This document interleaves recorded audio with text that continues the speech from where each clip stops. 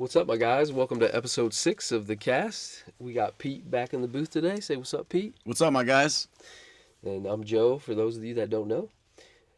Today we're going to be talking about the bands and the upcoming release of Avatar and how that's going to be affecting The Last the Airbender. Last Airbender. You know, people have talked about how great of a show that was. I'm not like a big I watch Dragon Ball Z and all that, right? Like that's amazing. But otherwise, I'm not super familiar with a lot of anime type stuff, Right. and I'm tempted to watch the show. To be I've seen completely I've seen honest. some of it. My Yeah. my brother loves it. Okay. So yeah, I think we're gonna have to watch that. But otherwise, upcoming events and metadata that'll be for another day. I think we have enough to talk about with the bands and um, and the Avatar pre-release stuff. And we'll get into that as we get there. Obviously next week is the RC. We got to get our stuff together. Yeah. Right? Do you know what you're playing? I don't yet. I think Simic Ritual is pretty good. Um, Yeah, that deck seems nice, but I want to take Gorios for a spin and maybe try some modifications to that, but probably Titan Ritual, maybe Gorios. I think Jeskai Blink is just a fantastic deck, but I feel like it's very popular and heavily targeted right now, so I'm just trying to see if there's a way to play something else that's good into the field, but also has a good matchup against Jeskai Blink. yeah, we have to do some heavy testing. For sure. So I'm either gonna play some Blink variant.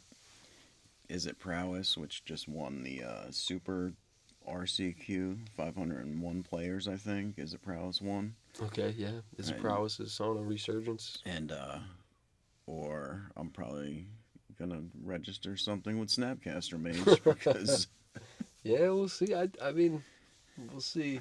We got some because work to I'm do. crazy. All right, so bands first. Okay, so standard, Vivi, Screaming Nemesis. So let's do standard last, right? Because I think that's what we're gonna have the most to say about. Okay.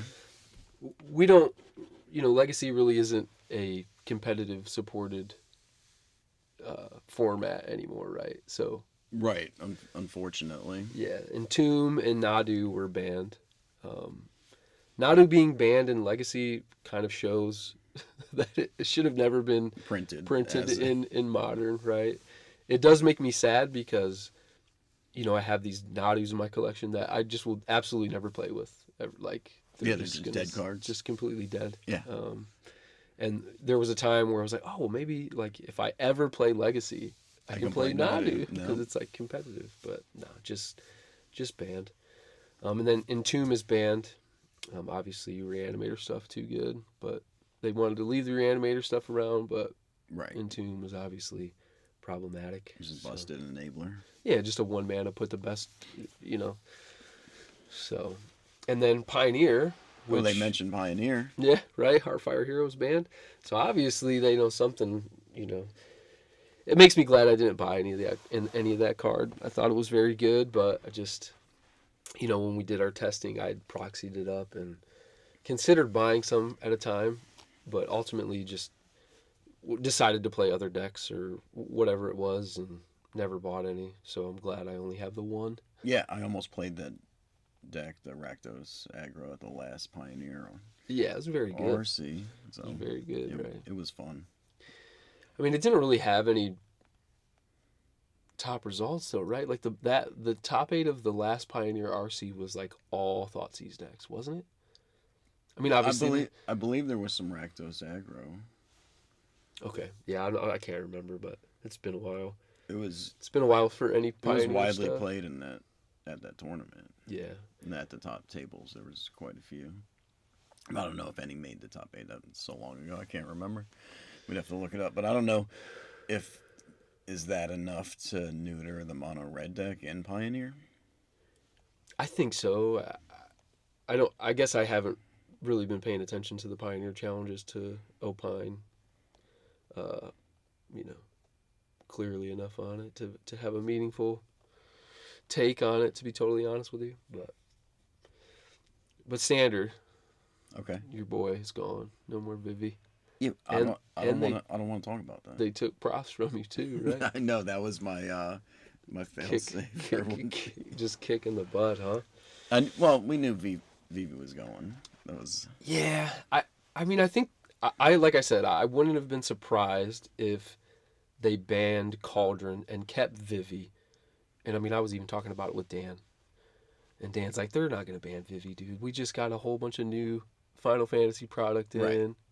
And so, sorry, Dan. Hopefully that stuff still sells. I'm sure it will. I mean, I think people, Yeah, the gaming community at large loves Final Fantasy, right? I think it was a very good limited set. I think that there's still a lot of other collectible components to it that I yeah. think The the set product is is very still collectible. Like yeah, I know many people who are collecting full sets. yeah. Just have a master set. Okay. And Vivi's still playable and Commander. We'll see. I don't know. Is it just not good enough for Pioneer? Oh, people are playing it in Pioneer also. Yeah, I haven't. Right? Is it Prowess Shell? So Sure. I'm sure you can port the whole Cauldron deck over because I played Rakdos Tree and you just do is it. Yeah. We'll see. I mean, So when they tell us we need to start playing Pioneer again. right. so so the Vivi ban isn't a surprise. I kind of said that at least I thought that they should have banned Vivi and kept Cauldron around for the potential that there's something a little bit more interesting that Cauldron can do. Because Cauldron just seems like an all around like fun and interesting card that you might be able to do something silly with. So I'm glad they didn't ban Cauldron and they got rid of Vivi. The ban on profs is not as surprising to me. I think that we talked about how good the card was. I think even Ivan last week was like, profs is broken. Like it should probably Oh, also for sure. I go. figured Like that they were gonna hit that also. yeah, and especially the synergy that profs has with FOMO when you get like two triggers Yeah, off you the just caught FOMO it. thing. It's that's insane. Yeah, I So played last week against a guy who'd never seen the deck. I don't know how that happened, but when when I had profs and FOMO, and he's like, I was like, FOMO trigger, untap this guy. He's like, you're removing him from combat. I was like, nope, nope. I get another one, and then another profs trigger, and he's like, oh, I'm dead. yeah, But no, the fact that before the bans, I was saying if they only ban Cauldron, I would play Is It Profs without Vivi yeah, is a testament to how powerful Profs is. yeah, The card's just busted. yeah. You just get rid of Cauldron and play Storm Chaser's talent, and it probably would have been still a very good deck. Yeah, Is But It Profs is good. yeah, yeah, Not anymore. right. So I don't want to say I'm not surprised about Screaming Nemesis, but I guess I was a little bit caught off guard. I think that Screaming Nemesis is OP. Like it makes combat extremely difficult for decks that are creature centric, right? Like Yeah. if you don't have like an unconditional removal spell that doesn't deal it damage, it makes it very hard to deal with, right? So like a Kaido minus or like a black removal spell was fine against Nemesis, but in the mirrors, it's like if you draw Screaming Nemesis, like your chances of winning skyrocket and it becomes very lopsided. Or if you're playing a deck that, like a green base deck that's all creatures and doesn't really have any good ways to remove a Screaming Nemesis, it makes combat like very complicated. You basically can only attack if you're going to kill your opponent.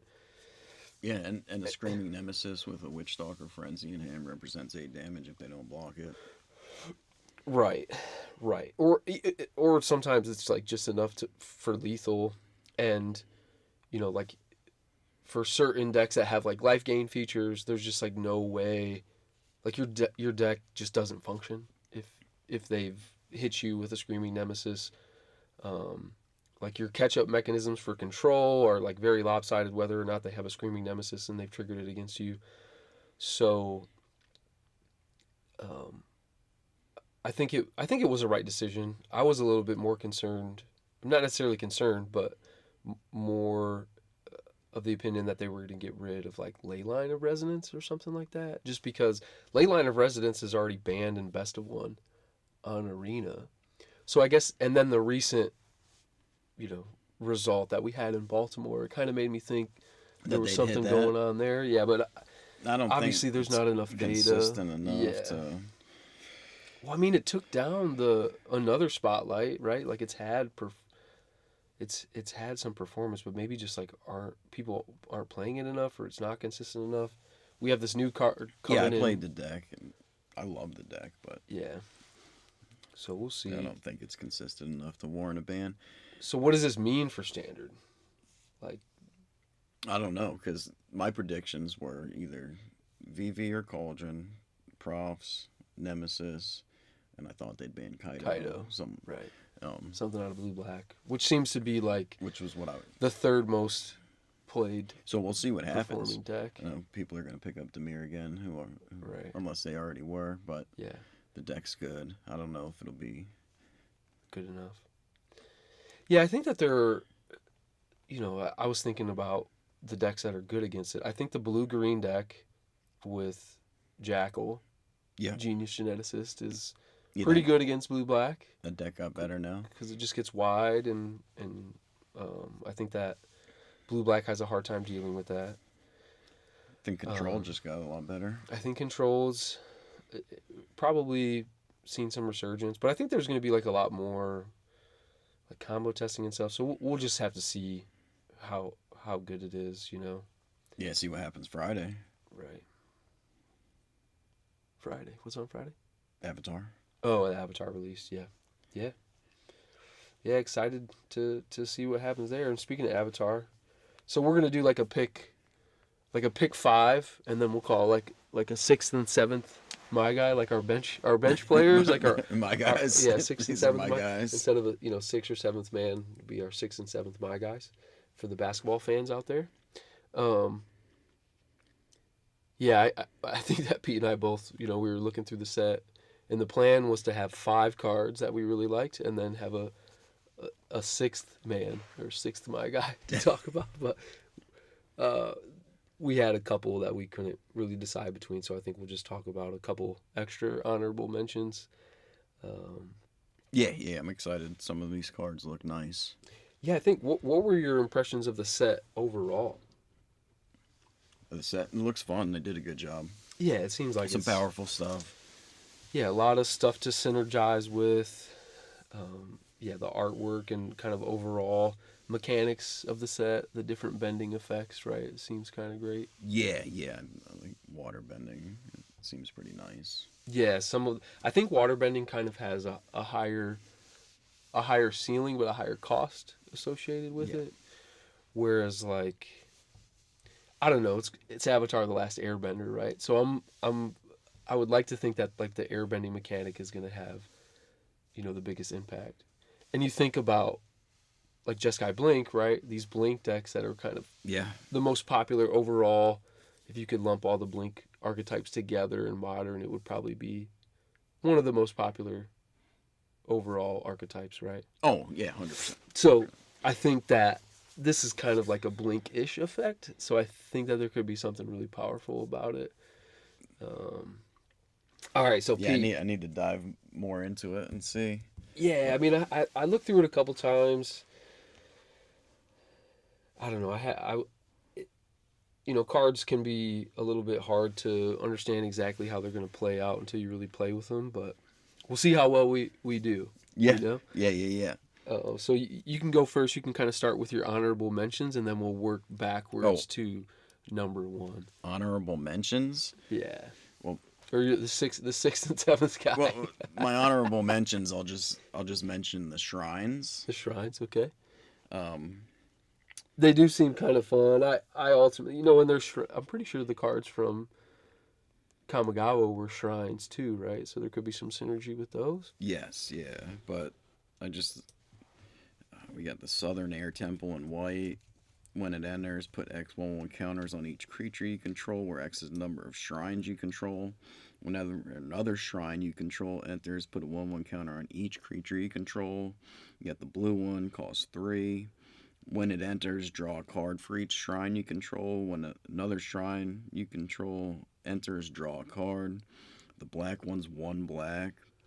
When it enters, each opponent loses X life and you gain X life, where X is the number of shrines you control. Whenever another shrine enters, Yeah, so it's like, Drain and gain for 1 black. The red one is make prowess dudes, and the green is ramp. So I'm I like the black, white, and blue, and maybe an Esper blink shell, okay. or maybe For just the black and blue, really. But yeah, those are my honorable mentions. okay. Fair enough. I cheated You there. cheated, just did all the shrines. Yeah. So then my other I guess. honorable mention, I'll go Okay. with Zuko Conflicted for a black and a red. You get 2/3 at the beginning of your first main phase. Choose one that hasn't been chosen, and you lose 2 life. Draw a card. Put a 1/1 counter on Zuko. Add 1 red. Exile Zuko, then return him to the battlefield under an opponent's control. So in like a Rakdos aggro shell in standard, I think he would be great. And then you get your opponent close to dead, and then you hand them over, and they just start losing 2 life a turn. Yeah, and it's probably not going to be by then. It's You, pretty it's, aggressive card, right? That yeah, they may already be dead. right. Yeah, I mean the 2 life is no joke, right? As a payment, but I mean you can basically get you'll put them down, and if you get to your first main phase, well, it says at the beginning of your first main phase. So this is basically not going to trigger until your next turn. Correct. Yeah. So, um, Yeah, so hopefully they're dead before you get to that last one. do you get to, yeah? So you got basically 3 turn cycles to figure it out. Yeah, I think it could be very good in an aggressive like black red shell. Um, when I think of like the aggressive shells, like maybe Inti could see a return now that some of these more powerful cards have been eliminated from the format. Um, Oh, I forgot. That's still in standard. what Inti. Inti? Yeah, yeah. So we'll see. Standard's going to be crazy. It, 19, 20 sets before rotation. yeah, I mean, we'll see what happens at Worlds. I'm excited to see what's going to happen there. Um, okay, so Who my you got? my honorable mentions um, are it's kind of so 1, 2, 3, 4 is 2 cards, right? That one is shared roots. It's 1 in a green. It's rampant growth, but it's also a lesson. So there could be some upside to the synergy with lessons coming available. So yeah, 1 in a green sorcery lesson.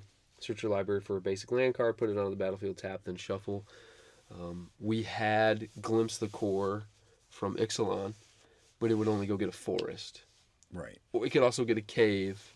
Caves obviously haven't really been seeing the play, so I think there could be something to adding to the power of a potential ramp deck. I know people were testing ramp strategies with Ugin and other kind of ramp cards, but something to consider. And then my other honorable mention is Price of Freedom. Yep. It's another 1 in a red sorcery lesson, so another lesson. Destroy target artifact or land an opponent controls. Its controller may search their library for a basic land card, put it on the battlefield tapped, and then shuffle, and you draw a card. So notice it doesn't say non-basic land. It just says land. Right. So obviously, against certain strategies that are playing a lot of non-basics, you may know in an open decklist format, like, hey, they don't have, they only have like 2 basics or whatever, and you already have seen those in play, and now it's just a 2-mana Stone Rain draw card. Yeah. Obviously, I think this is just like a good sideboard card for certain strategies. Obviously, thinking of like Titan, I'm not really sure where this would fit, but Cleansing Wildfires just destroy a non-basic, right? Yeah. And then they can go get a basic. But this also was an artifact, so I think it has some additional modality to it that makes it potentially playable. I'm not really sure what shell it would be used in as like a good card against Titan because I just think Blood Moon is just better. Yeah. I don't really know that. You know, Just it's the gonna fact see it. it's versatile. Yeah, and that's why I kind of have it as an honorable mention. I just think that it kind of Kind of replaces itself. stood out in my mind. But Okay. maybe because you're correct, in modern, decks will have 2, 3 basics. Say they have their Right. they have their planes in play, and they don't have another planes in their deck. You can just blow up the planes, something like that. Yeah, we saw Aspiring Spike. He was playing like some Jeskai control-ish list, but instead of Counterspell, he was playing Cleansing Wildfire with Snapcaster Mage. So maybe you play that now too, and you have like some weird like Ponza deck. Yeah, just is it Bonza? Is it Ponza? I don't know. Like, I mean, just No, play like is regular. is it Ponza? Oh, is it Ponza? I don't know. Is it?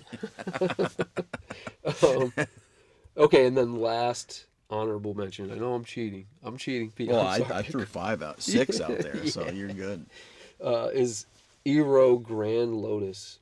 So it's 3 green, blue, red. So 6 mana for a legendary human noble ally, 5/5. It has firebending too.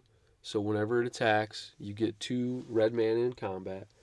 And then it has a lot of text, so bear with me. So during your turn, each non-lesson instant and sorcery card in your graveyard has flashback.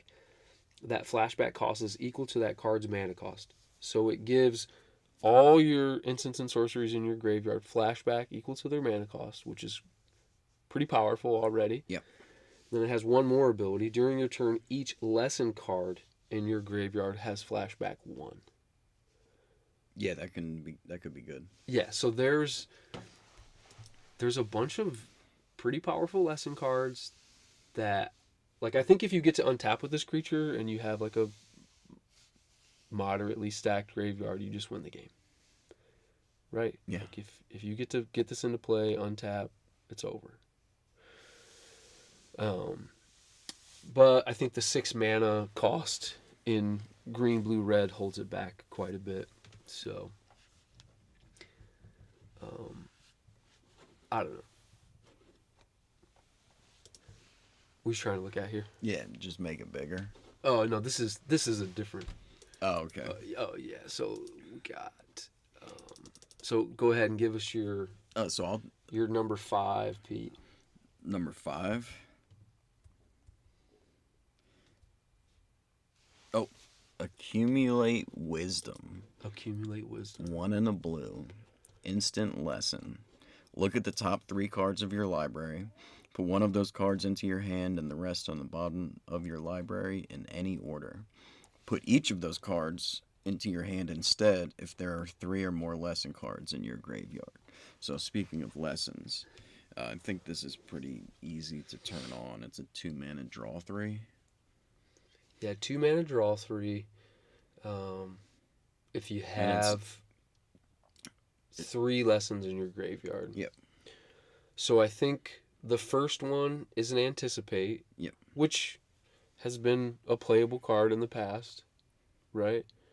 And then in the mid to late game, this being but like just a 2 mana draw 3 at instant speed seems pretty crazy. Yeah, if you can turn it on consistently enough, it seems like it should be great. But yeah, and I don't know if there are like a critical mass of lessons. Like you would obviously play 4 of that card, but yeah, I'm not sure what the I don't have enough familiarity with all these other lessons to know if it would be good enough, right? Like you play that, you play 4 boomerang basics. Yeah, and then there's a lot of like counter spells and just like things that say destroy. What is that? Go creature. back up. This right here, counter target spell lessons controller plays 2. So Oh, it's just that's like a lesson. Yeah. It'll quench you, and it's a lesson. So I think that there's some viability. So it's just quench. Yeah. So let's pull up Scryfall and see what all the lesson cards are, and see if we can just.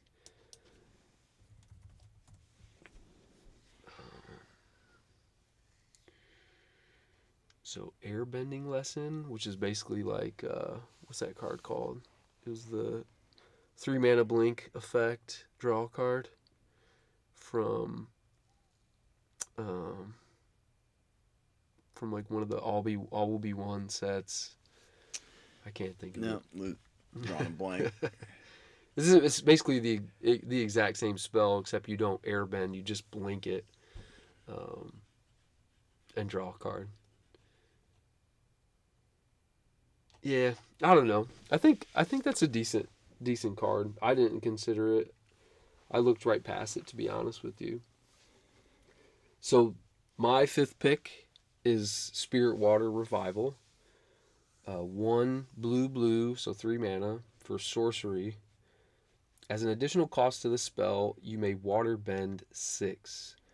And then it has the text for waterbend. While paying a waterbend cost, you can tap your artifacts and creatures to help. Each one pays for 1. So if you have a couple extra mana and a few creatures and artifacts lying around, whether it's maps or clues, you can tap those to pay 6. So kind of like Warden of the Inner Sky, right? Yep. Like tapping all your artifacts and creatures to buff that up. So I kind of think of this Azorius aggro shell playing this card. So okay, so now the text of the card. Draw 2 cards. If this spell's additional cost was paid, instead shuffle your graveyard into your library, draw 7 cards, and you have no maximum hand size for the rest of the game. Exile Spirit Water Revival. So that's pretty good. Just like like maybe you're later in the game, you have a couple creatures and a couple of these artifacts laying around, a little bit extra mana, for 5 mana and tap a couple artifacts and creatures, you draw 7. Yeah. And I think that's kind of like backbreaking for your opponent. Like if you're, near at parity, you're not too far behind. That is a lot of cards. Yeah. Draw 7's nice for relatively like low cost. So right, because in standard we have a lot of game objects. Yeah, maps, food, right? Novice Inspector, Spyglass Siren, all these kind of cards that are, reducing that cost pretty quickly. So, I think that as like on turn 4, it'd be very easy to cast this and get full value. Absolutely. Yeah. So,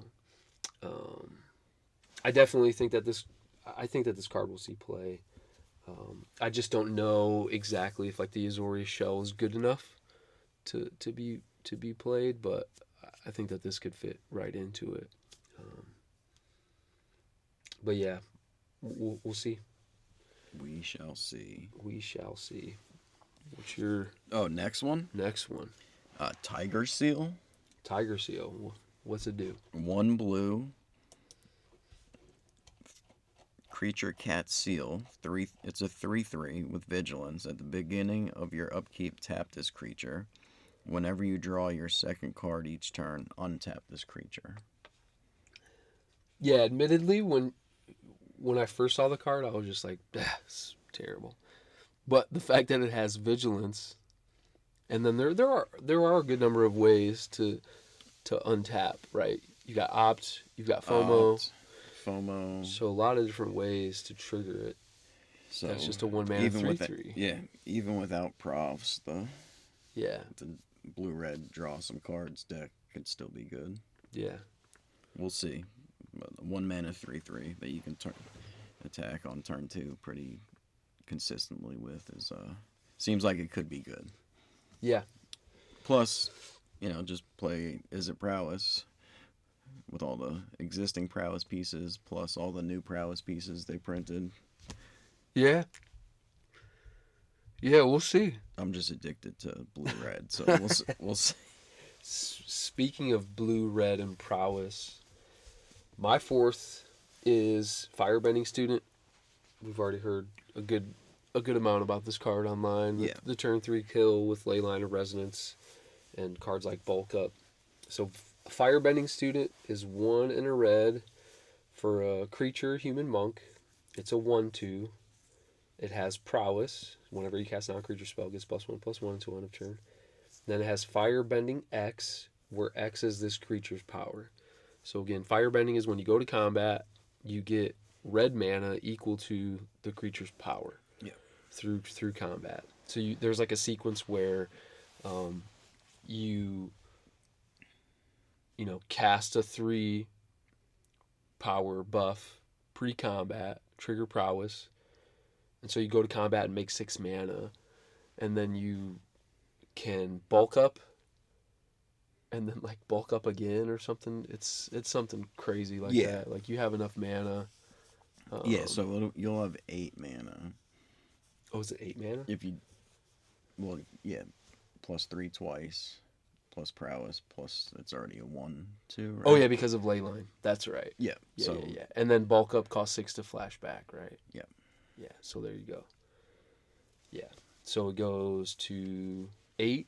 You get 8 mana. Yep. And then bulk up takes it to 1632. Yep. Bulk up flashback. Yeah. So does bulk up give trample? I don't think so. Let me see. No. I don't think it does. No. It gives haste if the creature was warped this turn, I think, right? No, that's Oh, that's the other one. That's what is that card called? Yeah, so this doesn't give it trample. That's full bore. Full bore. Yep. Yeah. Yep. Full So you bore's play the that one too, though. Yeah. Full bore does give it the trample, but so crazy card. Yeah. I mean, obviously kind of a very specific scenario, but I think that the Leyline deck will probably have some playability now that these other cards have been banned. We'll see how good this deck is against like blue black. Yep. With a pile full of removal. But yeah, I don't know. Maybe you play another color to try to have, maybe you go back to green to have protection effects with Leyline. I'm not sure.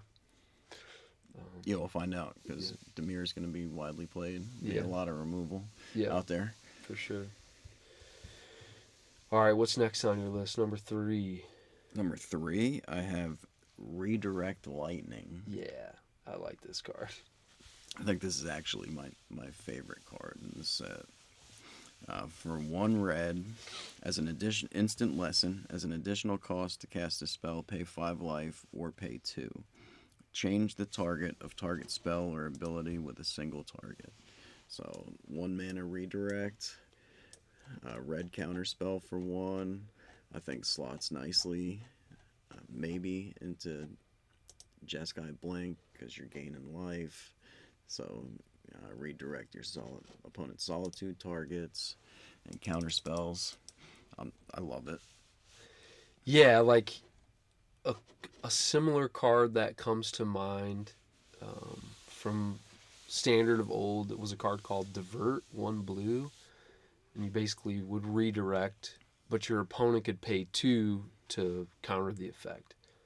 So, but this doesn't have that. So either for 3, or if you're mana tight, you can pay 5 life if it's going to have a meaningful enough effect. I think that this card is very good. I think that it does have modern playability.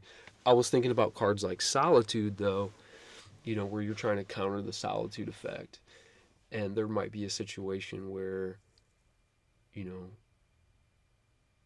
they don't have any creatures on their battlefield that you can redirect their Solitude effect to, and you can't redirect the Solitude effect to itself, right? Because it's another creature. So I was wondering if that might be like a limitation of it. But obviously, the Flage effect, all these other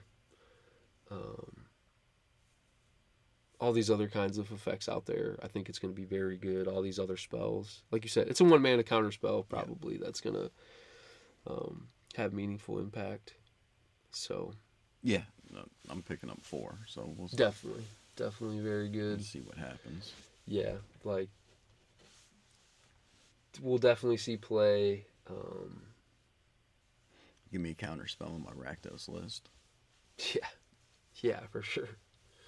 Um, so my third is um, the Legend of Roku. So 2 and 2 red, so 4 mana for a saga, 3 chapters. The first chapter is exile the top 3 cards of your library until the end of your next turn. You may play those cards. So it's kind of your draw 3, right? Like it's not great, right? We see Glimpsey Impossible, see some play in Ruby Storm, and that's 3. So it's kind of doing that. It's kind of like a reload for a red aggressive to mid range deck, kind of for chapter 1. Right. Chapter 2, add 1 mana of any color. So you have 3 cards in exile. Maybe you need a little bit of extra mana to make the most use of those cards. So it's helping you get some of that mana back, and then Cast those cards that you just exiled. Yeah, so you mentioned earlier Big Red. Maybe Big Red's back on the menu. Could be. And then chapter 3, exile the saga, then return it to the battlefield transformed under your control. It transforms into a 4/4 Avatar Roku, and it has Firebending 4. Okay, so you make a lot of mana when you go to combat. Yep. But what are you going to do with that mana? Yeah. And it has a static ability of 8 mana, create a 4/4 red dragon creature token with flying and Firebending 4. Yeah. Okay, so basically you have at least 4 mana to cast this thing. So you have at least 4 lands in play, playing a red deck. You're probably not like cheating this into play with any other mana effects. And then if you get the opportunity to go to combat with this thing, you're basically going to be able to make another 4/4 dragon. Yep. And then on the next turn, you can make 2 potentially, right? So I just feel like it can snowball pretty quickly. Yeah. And it has a decent floor and a pretty ridiculous ceiling. So yeah, I'll snap that up and draft. Yeah, for sure. Along with most of these mythics, anyway, right? Yeah. So what's your next one? Phoenix Fleet Airship for 2 and 2 black. It's an artifact vehicle. 4/4. Flying. At the beginning of your end step, if you sacrificed a permanent this turn, create a token that's a copy of this vehicle. As long as you control 8 or more permanents named Phoenix Fleet Airship, this vehicle is an artifact creature with crew 1.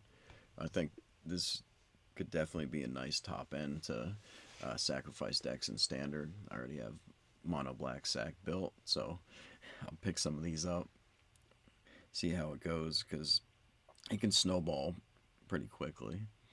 Yeah, I'm trying to think of what are the sacrifice mechanisms in that list. I'm just having a hard time remembering. Umbral Color Zealot. Oh yeah, that's okay. Sephiroth. Okay. Duh. Yeah, just cards that we haven't seen because Vivi. Yeah, so I had the deck built. Right, we played it and it was like, oh, this is actually pretty good. Yeah. Okay.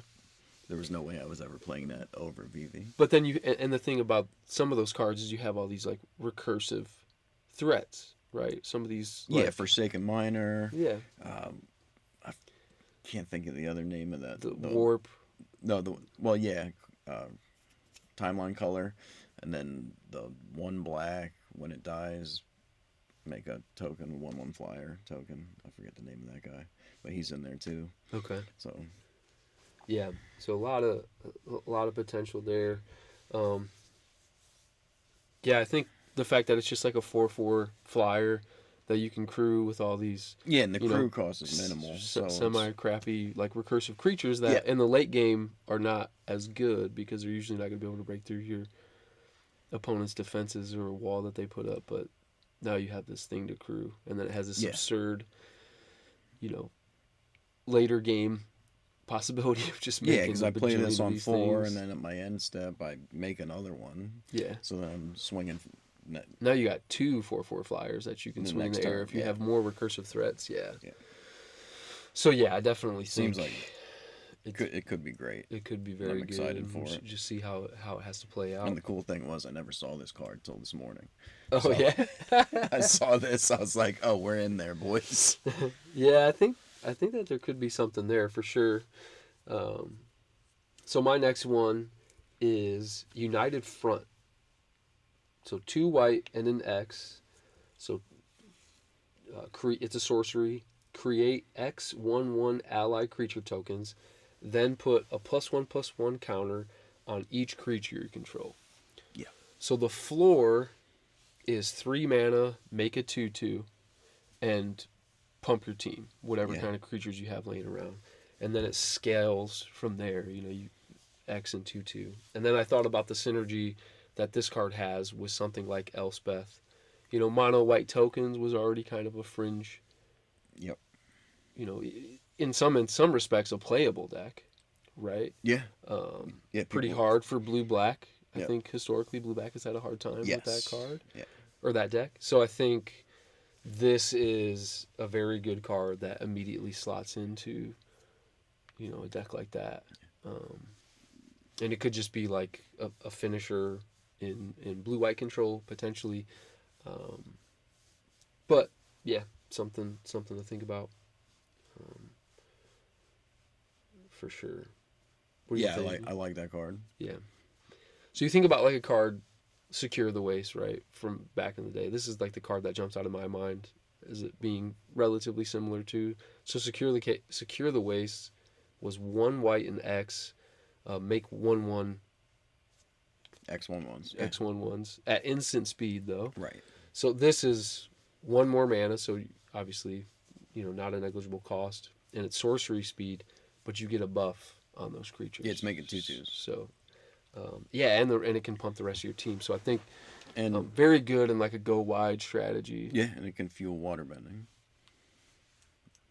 Yeah, Just making a bunch of dudes. right.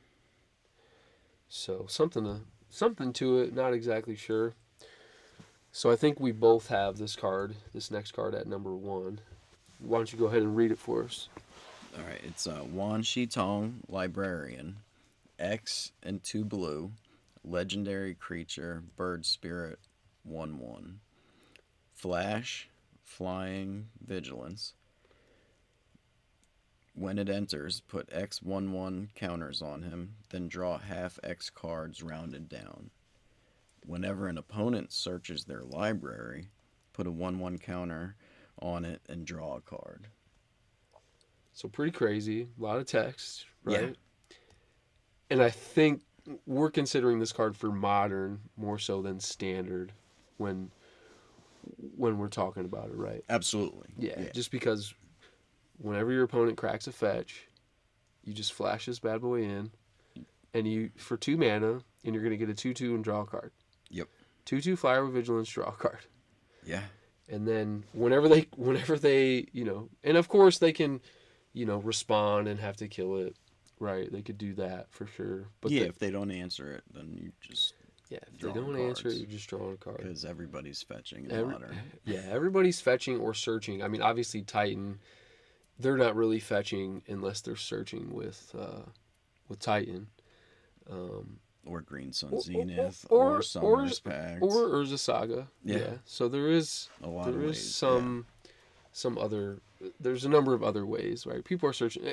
Bottom line, People are people searching. have at least 10 to 12 ways in their deck that say Yeah. search on them. Yeah, even Is It Affinity searching with Urza Saga, so.